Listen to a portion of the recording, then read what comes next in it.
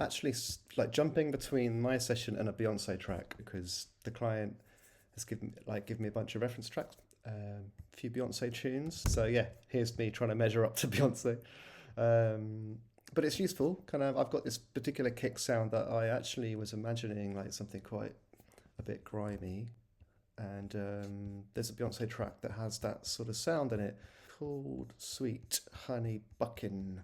Ba, ba, ba, ba, ba, ba, ba, ba, ba. One of the things I wanted to do with this kick was to make it sound a little bit more three-dimensional. It's the sound I found, which was this sample from a contact instrument. It's quite dry and quite small, sort of pokey, which is good because I wanted it to cut through all these kind of warm synths and stuff. I don't want this big techno. I just wanted like a punch. But it's not very immersive, and the one on the Beyonce track, I can kind of hear it around me, or I can hear more stereo information.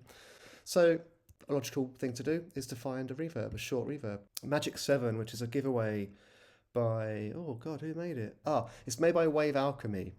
Wave Alchemy. This is an emulation of a classic bit of hardware, apparently. I've never used the hardware, but it's great.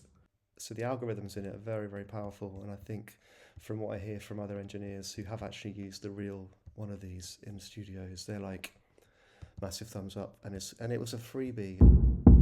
And if you can hear, I've just chosen a preset called Heavy Room. You've got in and out controls, so you can drive it, and then the mix knob, no reverb. There you go, and you got EQ.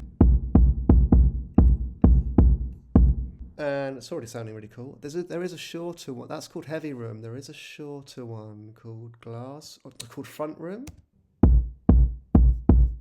I don't want a long reverb, I just want it to have the space, the early reflections.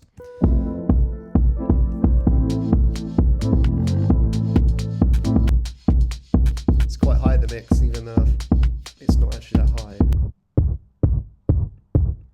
It needs hardly any of it at all. It's like a tiny amount.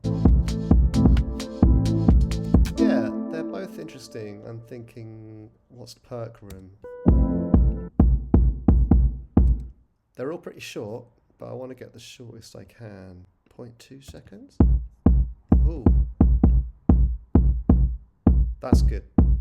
It's almost like no tail to it. It's a case of just these subtle things where I don't want like a mix to sound flat. I want some it's about contrast, this little kind of trick. You basically can have elements that have got nothing spatial and they're quite dry, which means they're on a sort of flat plane, if you like. They're just coming at you like flat. If you have other things in the mix that with spatial effects like reverb, it creates a separation between the two, and that's space and that's contrast. So basically with a kick, it's not often that you will put a lot of reverb on a kick drum, but I'm just using it for the space. And then the other drum sounds, if I solo the drums, they're very dry, very like small, dry sounds. And I'll put that's without the reverb.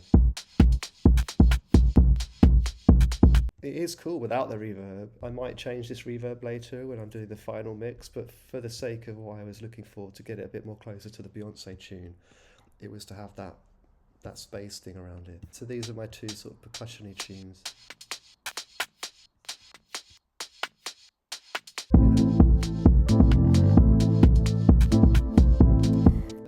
Let me know what you think. This is the track that I'm building. It's not anywhere near finished. It's really just sketching out some chords and some synth sounds and getting some inspiration going, and then we're going to write the track in the studio. So it could all end up completely different.